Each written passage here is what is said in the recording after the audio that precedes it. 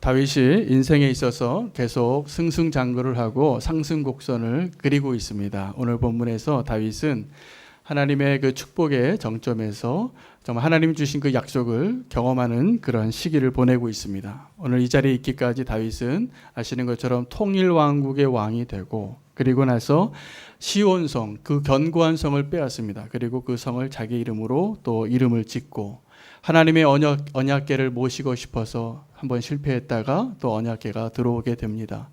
그리고 그의 마음에 나는 백향목궁에 거하고 있는데 하나님의 언약궤는 저 장막에 있는 것이 너무나 안타까워서 하나님께 기도 하나를 합니다.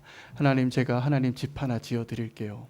그렇게 기도한 것이 하나님의 감동이 됐습니다. 그래서 하나님께서 내 마음만 받겠다 이렇게 말씀하셨습니다. 그리고 다윗에게 엄청난 약속을 하십니다. 그 언약은 다윗의 옳고 그름과 다윗의 순종을 떠나서 하나님께서 너를 위대한 왕으로 만들고 너의 자손 대대로 왕위가 떠나지 않게 하겠다. 너는 정말 내 나라의 영원한 왕의 상징이 되리라. 이렇게 약속을 하고 그 일을 이루시는 첫 번째 오늘 그 본문이 되겠습니다.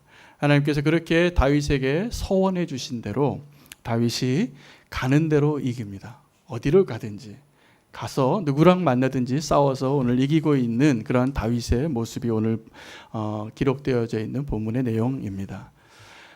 그 다윗의 시대에 다윗과 함께 살았던 그 다윗의 사람들, 백성들과 군대 장관과 모든 그 백성들이 이 시대를 어떻게 살았을까를 한번 상상해 보십시오.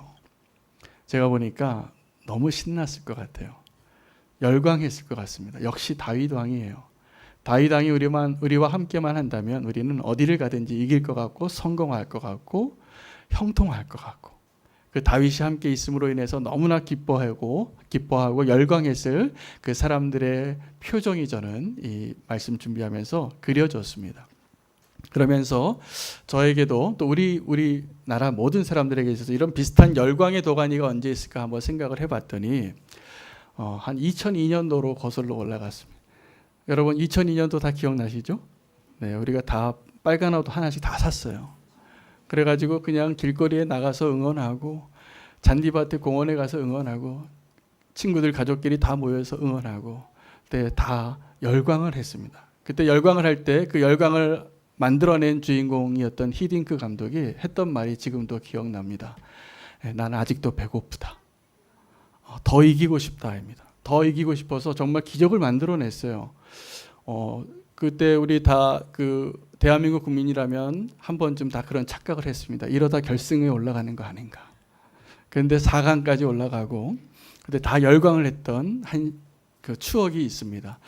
그런데 그 월드컵이 지나고 우리는 다 제자리로 돌아오고 제 실력으로 돌아오더라고요. 제 실력으로 돌아와서 우리가 이제 그 4강 수준이 아닌 거죠. 사실은 우리가 그래도 아시아에선 좀 잘하는 나라였는데 그 제자리로 돌아왔던 것을 제가 지금 기억이 납니다. 다윗에게도 동일한 일이 이루어졌습니다. 오늘 본문에 보면 다윗이 이스라엘 나라의 통일 왕국이 돼서 그 주변 나라들을 정복하러 나아가는데 그 전까지의 다윗과 오늘 사무엘하 8장에서의 다윗의 모습은 큰 차이가 있는데 이 차이가 큽니다. 그 전에도 다윗이 전쟁에 나갔고 승리를 했지만 어떤 전쟁이었냐면 수비형 전투였어요. 수비형 전쟁이었습니다. 이스라엘은 그냥 있는데 주변에서 자꾸 공격을 하는 겁니다. 그러면 하나님께 기도하고 하나님, 우리가 나가서 싸울까요? 그러면 나가서 싸워라. 내가 그들을 너의 손에 붙이겠다. 그러면 나가서 이겼습니다. 그런 승리들이 있었는데 오늘 사무엘하 8장의 말씀에 보면 다윗이 아주 공격형 전투를 하는 그런 전사로 바뀝니다. 그래서 이 나라를 확장하고 대단한 승리들을 하나하나 이루어 나가는데 흡사 어떤 모습이냐면 여호수아 같아요. 여러분, 모세는 그 언약의 약속의 땅까지 인도하는 지도자였다면 그 땅을 넘어가지 못했습니다.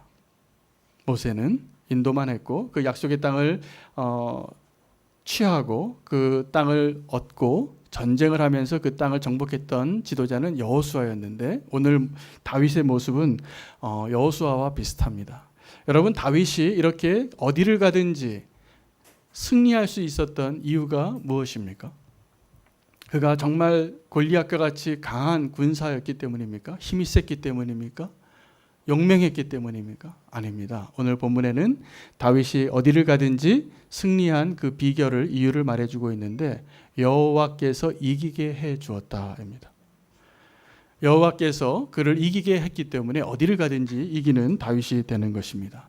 그 내용을 좀 한번 같이 살펴봤으면 좋겠습니다. 먼저 다윗이 점령한 곳은 그 이스라엘 나라의 서쪽이었던 블레셋에게 공격을 합니다. 블레셋에게 나아가서 도시 하나를 점령하는데 그 도시의 이름을 기록하면서 전쟁이 이렇게 끝났다라고 말하고 있습니다. 메덱 암마라는 도시입니다. 이 메덱 암마는 해석하면 어머니의 도시예요. 그래서 이 모성이라는 것이죠. 그 정말 이 블레셋에 5개 큰 성읍이 있었는데 그 메덱 암마는 가드일 가능성이 아주 높습니다. 그래서 이 가드를 점령하고 나서 이제 다시는 블레셋이, 오늘 이 본문 이후로 블레셋이 이스라엘 공격하지 않습니다. 완전히 이제 점령을 한 겁니다. 그리고 나서 이 가드를 점령하고 나서 동쪽을 점령하는데 동쪽엔 누가 있었냐면 모압이 있었습니다. 이 다윗에게 있어서 모압은 친정집과 같습니다. 외할머니 룻이 있었던 것이죠.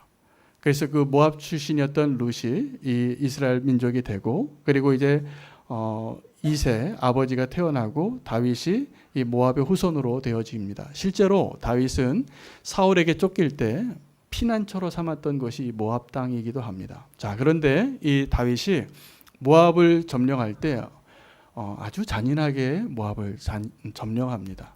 어떻게 죽이냐 하면 모압 사람들을 다 땅에 뉘어요. 그리고 줄자를 재서 2자까지 되는 사람은 살려두고 2자 이상은 죽이고 1자 미만은 살려요. 굉장히 잔인하죠. 이것은 다윗 같지 않은 모습입니다. 사실은 아주 난폭한 헤롯 왕이나 애굽이 오늘 요게벳의 노래를 불렀는데 그 모세를 죽일 때와 같이 학살에 가까운 거죠. 그래서 다윗이 이 모압 사람들을 그렇게 학살에 가까운 학살을 합니다. 실제로 그렇게 죽이게 됩니다. 3분의 2, 인구의 3분의 2가 죽습니다.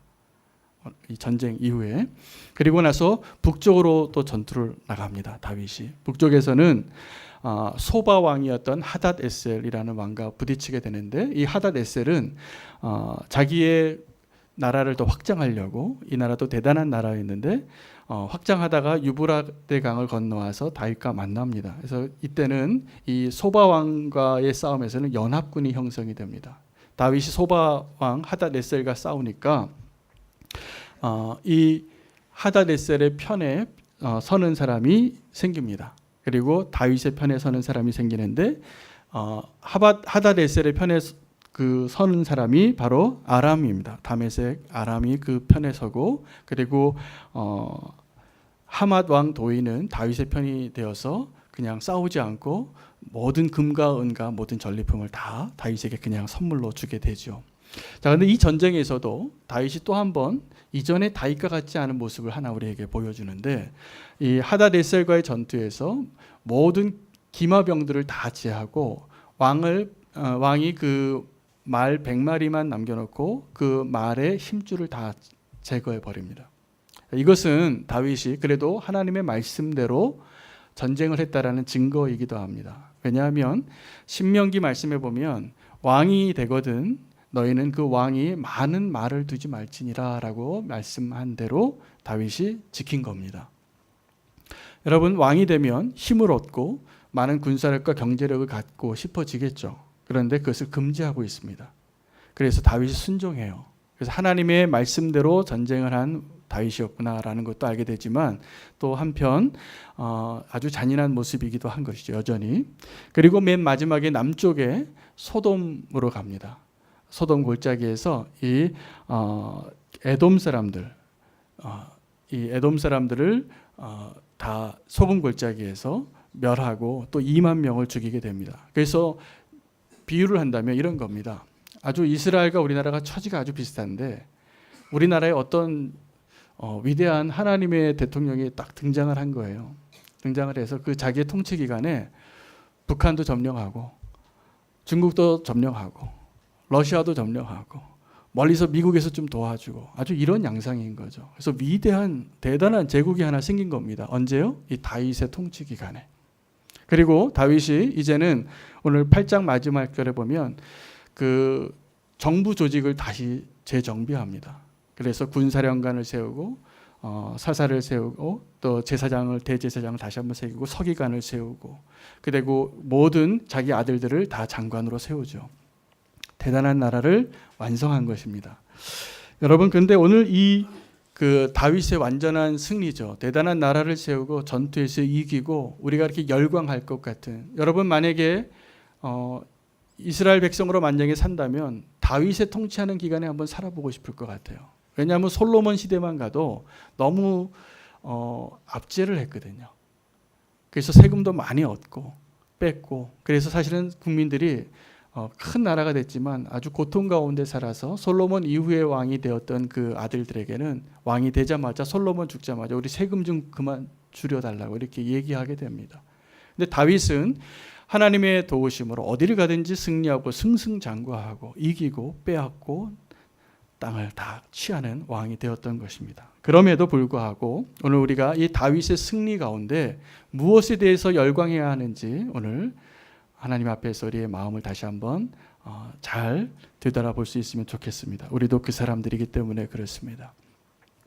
여러분, 기독교는 싸움에서 이겨서 별로 얻을 게 없는 종교입니다. 우리가 믿는 복음은 우리가 싸워서 이겨서 얻는 것들이 사실은 진짜 얻는 게 아니고 진짜 이기는 게 아니라는 것을 꼭 아셔야 됩니다. 여러분, 예수님을 믿으시죠? 십자가의 복음의 은혜로 내가 구원을 받으셨죠? 그리고 그런 하나님을 따르길 원하시죠? 그렇다면 오늘 말씀 우리에게 너무나 중요합니다. 많은 그리스도인들이 지금도 싸움에서 이기고 싶어 해요. 이기고 싶어 하는데 우리가 이기고 뭘 얻었나 한번 돌아볼 필요가 있습니다. 바울이 신약 성경에 보면 교회의 개척자로서 굉장히 많은 놀라운 과업을 우리에게 사도행전을 통해서 소개하고 있는데 가는 곳마다 놀라운 열매들이 생깁니다. 아주 짧은 기간이었음에도 불구하고 교회가 생기고 제자가 생기고 회심자가 있고 놀라운 설교를 하고 이런 역사들이 많이 있었는데 아덴에 갔을 때, 지금 아테네이죠. 아덴에 가서 바울이 사역을 했을 때는 그가 많은 수고를 하고 논쟁을 하고 철학자들과 며칠 몇 날을 계속 논쟁을 했지만 결과는 아주 미약했어요. 왠지 아십니까? 바울이 이겼어요. 그들의 신보다 이 복음이 예수님이 더 대단한 사람이라고 이 철학자들과 싸워서 이겼는데 열매가 별로 없어요. 여러분 한번 생각해 보시기 바랍니다. 우리가 복음을 전할 때도 논쟁을 해서 이겨서 정말 전도가 잘 되던가요? 한번 생각해 보시기 바랍니다. 제가 장례식장에 가서 이런 경우를 많이 봐요. 고인이 누가 돌아가셨는데 가족들이 종교가 다 달라요. 그런데 그때 가족들이 어떤 마음들을 가질 때가 많냐면 이 기회는 하나님이 가족 전도를 위해서 절대로 물러설 수 없는 싸움이라고 생각을 해요. 그래서 실제로 그때 그 장례식장에 가면 자녀들이, 아버지가 돌아가셨는데 자녀들이 다른 종교를 가지고 있으면 놀라운 광경이 이제 펼쳐집니다. 바로 전에 예배를 드렸다가 그 다음에 승려가 와서 목탁을 치고, 그 다음에 천주교가 와서 이상한 또 애가를 또 부르시고, 이런 장면을 볼 때가 있는데 우리는 그걸 견딜 수가 없는 거예요. 그래서 그때 선전포고를 해요. 또 특히 이제 맏아들이 예수님 믿으면 더 합니다. 이 장례는 다 기독교식이야. 다른 것은 용납할 수 없어. 그리고 제가 보니까 제가 장례식을 여러 번 섬겨봤는데 그렇게 선전포고하고 이긴 가족들이 나중에 얼굴을 안 봐요. 얼굴을 안 봐요. 그리고 주님을 떠나더라고요. 그래서 제가 한번 생각을 해봤어요. 거기서 그 예배를 한번 기독교식으로 잘 드려서 얻은 것이 승리가 정말 사람을 얻는가? 영혼을 얻는가? 복음이 정말 전파되는가? 한번 생각해 볼 필요가 있습니다. 여러분, 기독교에서 우리가 예수님이 말씀하신 진정한 승리는 오늘 다윗이 승리하고 승승장구하고 계속 이기고 이기는 것이 다가 아니라는 것을 분명히 말씀하고 있기 때문에 그래서 한번 생각해 보시면 좋겠습니다. 제가 역사적인 증거를 좀 댈 수 있습니다. 유럽이 기독교 국가가 된 것은 313년에 콘스탄틴 대제가 기독교를 공인했기 때문에 아주 이제 기독교 국가로서의 전통이 그때부터 시작이 되어졌는데 100년도 안 돼서 410년에 고투족이라는 야만인들에 의해서 기독교 제국, 이 로마 제국이 멸망을 당합니다. 근데 그때 어떤 일이 일어나냐면 그 야만족들이 이 기독교 국가를 침략을 해서 교회를 다 불살르고 그 사람들을 다 죽이고 여자들을 다 뺏어가요. 그래서 사랑하는 아내가 남편은 죽고 그 야만족들의 막 아내가 되는 거예요. 교회가 짓밟히죠. 완전히 패배를 당한 것이죠. 그런데 100년도 안 돼서 그 유럽 땅에 그 야만인들이 다 기독교인이 됩니다.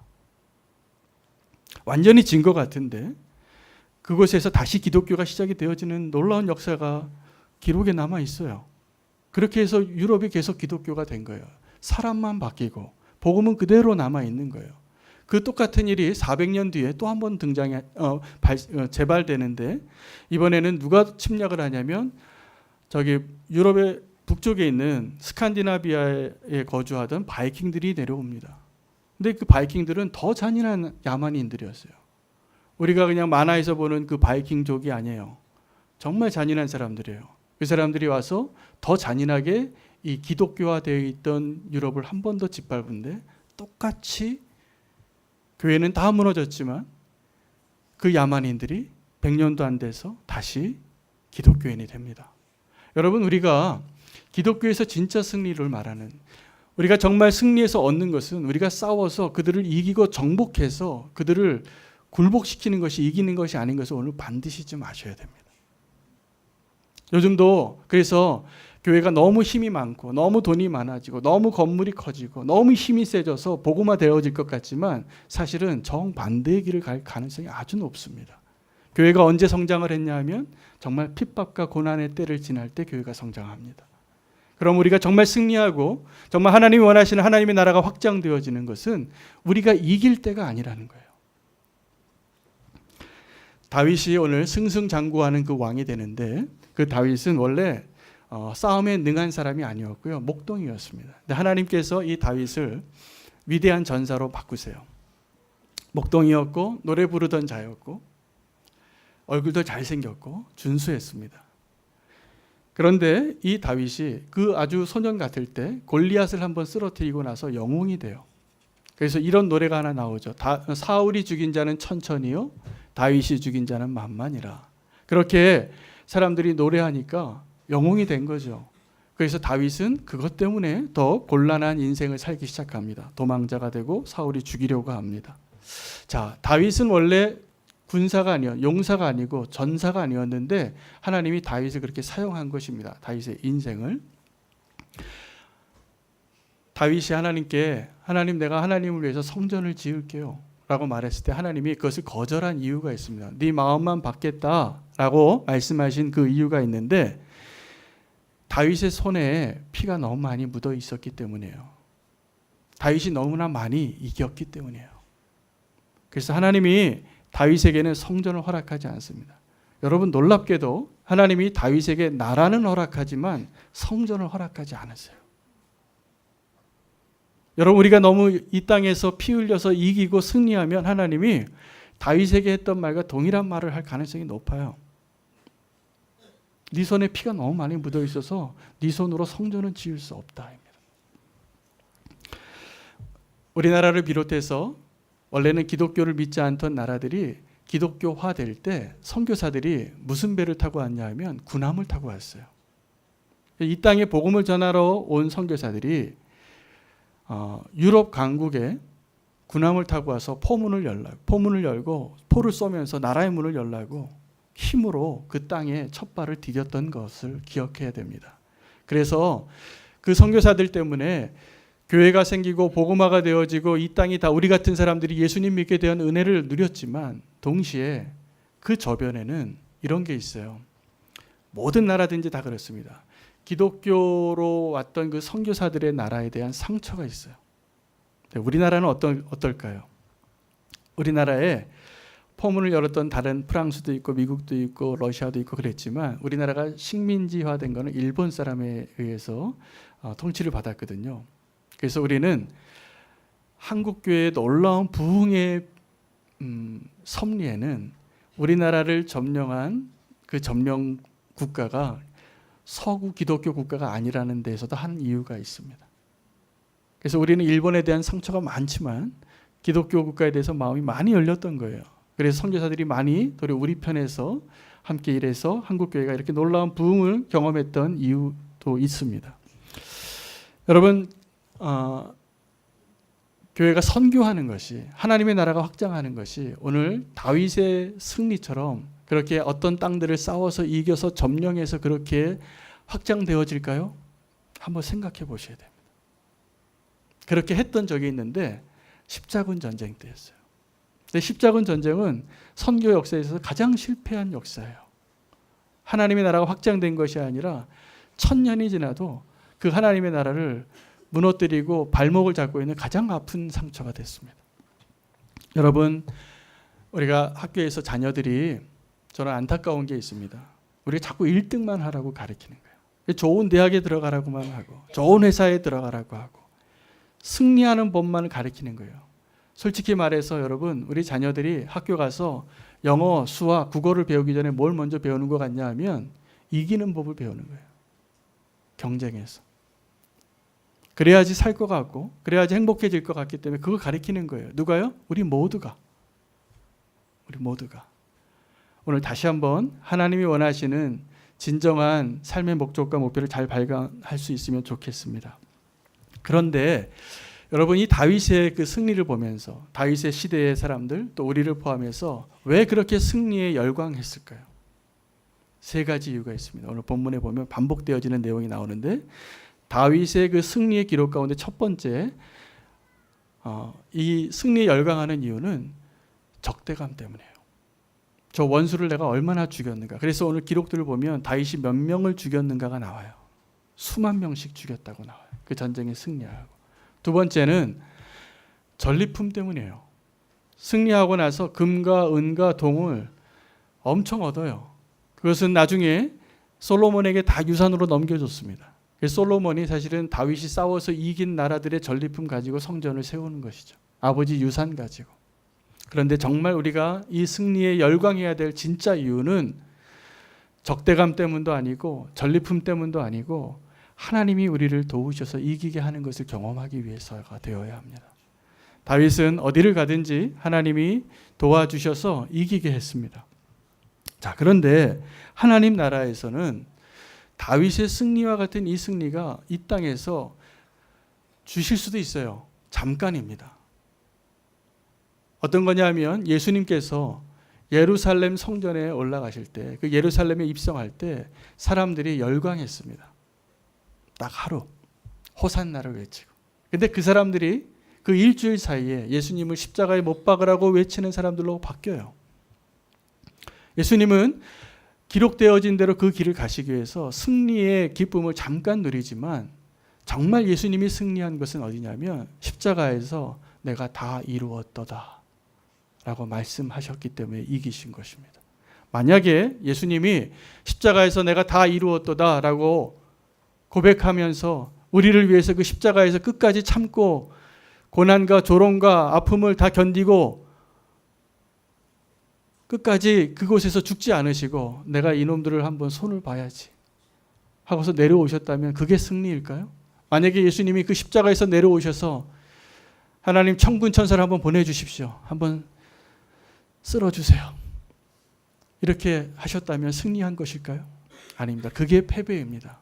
여러분, 우리가 정말 승리하는 것과 정말 패배하는 것이 무엇인가를 다시 한번 생각해 봐야 합니다. 오늘 다윗의 이 승리의 모습을 제가 묵상을 해보니까 누구의 모습과 닮았어요. 누구의 모습과 닮았냐면 맨 처음에 사무엘에게 이 백성들이 찾아와서 이렇게 얘기합니다. 우리에게도 이웃 나라와 같이 왕을 허락하셔서 우리를 위하여 전쟁을 싸우고 이기게 해 주시옵소서. 그래서 하나님께 사무엘에게 찾아와서 그들이 요구했던 그 왕의 모습이 정확하게 지금 다윗의 모습이에요. 다윗이 지금 승승장구하고 나라를 정복하고 강한 나라를 세우고 이 모습이 바로 사무엘에게 찾아왔던 그 백성들이 원했던 그 왕의 모습이잖아요. 우리가 혹시 원하는 왕의 모습이, 우리가 원하는 예수님의 모습이 그런 모습 아닙니까? 그렇다면 한번 다시 생각해야 합니다. 우리가 열광하고 우리가 정말 따르기를 원하던 예수 그리스도의 모습이 우리를 위해서 강한 나라를 세우고 큰 교회를 세우고 힘이 있어지고 부자가 되어지고 잘 사는 나라가 되어지는 것이라면 복음을 다시 한번 생각해 봐야 돼요. 그게 아니기 때문에 그렇습니다. 우리는 열광해야 될 내용이 바뀌어야 합니다. 저는 이틀 전에 영화를 하나 봤어요. 교회 오빠라는 영화를 봤어요. 우리 집사님이 소개해줘서 좋은 영화라고. 저도 그 전에 이 광고를 봤는데 홍보를 봤는데 이 영화 꼭 한번 봐야 되겠다 생각하고 있는데 제가 그래서 한번 봤어요. 시간을 내서. 이 영화를 보면서 제가 우리 교회 성도님들이 꼭 같이 보면 좋겠다라는 생각이 들었습니다. 요즘 최근에 우리는 교회에 암으로 가족을 보낸 가족들이 꽤 많고 지금도 투병하고 있는 가족이 많기 때문에 그렇습니다. 근데 이 영화 내용이 아주 믿음 좋은 한 중년의 집사님 부부가 믿음으로 끝까지 그 투병한 그 투병기를 다큐멘터리식으로 찍은 실제 이야기예요. 그러니까 실화가 주는 감동이 있습니다. 그리고 이분이 끝까지 어떻게 그 믿음으로 싸웠는가를 알게 돼요. 네, 그 많은 내용 가운데 마지막에 항암 투병을 한 2년 정도 이렇게 하시는데 그 진통제를 마지막에 맞아야 되는데 안 맞겠다고 해요, 이분이. 왜 안 맞겠다고 하냐면 하나님의 말씀을 읽을 수가 없기 때문에. 정신이 몽롱해지니까. 그럼 내가 십자가를 붙잡을 수가 없잖아. 그런데 너무나 안타까워. 이 부부가 다 암이 걸리고 아들이 암이 걸렸다는 이야기를 듣고 어머니가 자살을 하세요. 그러니까 완전히 욥과 같은 고난을 당하는 아주 안타까운 이야기인데 위대한 승리를 하세요. 끝까지 믿음의 경주를 하고. 제가 보기에 우리가 생각하는 위대한 승리는 무엇인가? 여러분, 위대한 승리는요, 잘 기억하시면 좋겠습니다. 우리가 예수 믿는 사람이 우리가 진정한 승리는 정복자가 되는 게 아니어야 합니다. 사실은 정복자보다 더 위대한 사람이 돼야 돼요. 정복자보다 더 위대한 사람은 사랑으로 원수도 품어낼 수 있는 사람이 되는 겁니다. 그리고 예수님처럼 십자가에서 끝까지 내려오지 않는 자가 되는 것입니다. 교회 오빠에 나왔던 이 집사님처럼 내가 끝까지 믿음을 버리지 않고 믿음의 경주를 잘 하시더라고요. 그 마지막에 뭐라고 얘기하냐면 2년 동안 다큐멘터리를 찍었는데 마지막에 아내에게 이렇게 얘기를 해요. 내가 두려운 게 있어. 하나님이 날 버린 것 같아. 이런 얘기를 해요. 그런데 옆에서 아내가 붙잡아줘요. 아니야, 오빠. 하나님 계신 거 알잖아. 그리고 그 다음날 이 교회 오빠가 그런 얘기를 해요. 내가 이제야 예수님께서 십자가에서 하신 이야기가 기억이 나, 이해가 된다는 거예요. 그러면서 지금 우리는 교회에서 또 선한목자교회에서 계속 얘기했던 나는 죽고 예수 그리스도에 대한 그리스도가 사는 것에 대한 이야기를 하면서 이렇게 얘기해요. 우리는 정말 나는 죽고 둘 다 암에 걸렸으니까 우리는 정말 나는 죽고 예수 그리스도가 살 수 있는 기회를 주신 거잖아. 너무 감사해. 목숨을 걸고 내 안에 예수 그리스도가 사는 것을 끝까지 놓치지 않고 믿음의 길을 가면 제가 보기에 이게 위대한 승리예요. 정복자가 되는 것보다 더 위대한 승리예요. 믿음의 길을 가는 것이. 지난주에 저는 아내와 아주 조그만 일로 말다툼을 했습니다. 말다툼을 했는데 저는 말다툼을 하고도 저도 그냥 아무 소리 안 하고 이렇게 잠자리에 들었는데 그 다음날 영성일기를 보니까 아내가 이렇게 썼어요. 이수지는 죽었습니다. 이수지는 죽었습니다. 이렇게 2번이나 썼더라고요. 그래서 내가 죽였구나. 그리고 제가 이제 회개하고 그 다음날 이제 미안하다고 사랑한다고 이렇게 화해를 하고 정말 조그만 얘기, 아주 사소한 거였거든요. 근데 그거 가지고 나는 죽었다고까지 얘기할 줄을 몰랐는데 죽었더라고요. 그런데 제가 보니까 여러분, 저는 그 아내를 위해서 기도하고 그럼에도 불구하고 저에게 밥을 차려준 아내를 보면서 위대한 승리자구나. 여러분, 위대한 승리자는 다른 게 아닙니다. 우리가 아주 작은 거에서도 예수 그리스도 때문에 나는 죽고 예수로 사는 것이 경험되어지고 그렇게 고백할 수 있다면 여러분, 그게 정복자보다 나은 거예요. 도리어 우리가 정복하고 힘으로 어떤 땅을 뺏고 전리품을 얻고 위대한 일을 성취하는 것, 그게요 잠깐밖에 못 누리는 거예요. 그래서 저와 여러분이 오늘 하나님 앞에서 정말 그 잠깐 있다 없어질 것에 열광하는 자가 되는 것이 아니라 예수 그리스도의 십자가의 열광에서 날마다 죽는 일에 열광하시기를 축복합니다. 정말 승리자가 되기를 원합니다. 정복자가 아니라 주님이 우리에게 요구하시는 것은 정복자보다 더 대단한 자가 되기를 원하는 거예요. 여러분, 우리가 전도할 때도 그렇고 믿음의 삶을 살 때도 위대한 일을 한 사람이 하나님의 나라의 위대한 열매를 얻지 못합니다. 요한계시록에 보면 7개 교회 가운데 서머나 교회에게 이렇게 얘기합니다. 이기는 자에게 내가 면류관을 주겠다고. 그런데 그 서머나 교회는 아주 가난하고 보잘것없는 교회였어요. 근데 그 서머나 교회는 환난 가운데 있지만 이렇게 얘기해. 너희가 얼마나 부유한지 너는 알아라. 너희가 열흘 동안 환난을 당하나 그것을 참고 이기면 이기는 자에게는 내가 의의 면류관을 주리라. 여러분, 우리가 정말 누려야 할 진짜 승리는 이 서머나 교회처럼 끝까지 고난을 이기고 끝까지 믿음을 지키고 나는 죽고 예수 그리스도로 사는 것이 우리가 정말 열광해야 할 영광의 십자가 승리의 기쁨인 것을 꼭 기억하시길 바랍니다. 이기십시오. 그렇게 이기십시오. 다윗과 같이 점령군 정복자로서 이기는 것은 잠깐이에요. 그 나라가 다윗 다음에 무너져요. 그러나 우리가 흔들리지 않는 진짜 영광의 승리는 십자가를 통과할 때 얻는 것입니다. 오늘 우리가 정말 열광하고 붙잡아야 할 그 십자가를 놓치지 말고 꼭 이기는 자가 되시기를 축복합니다. 기도하겠습니다.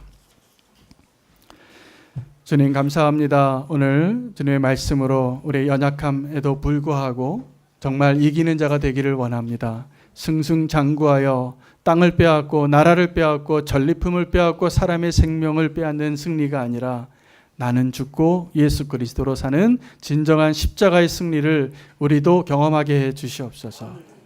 예수 그리스도 이름으로 기도합니다. 아멘.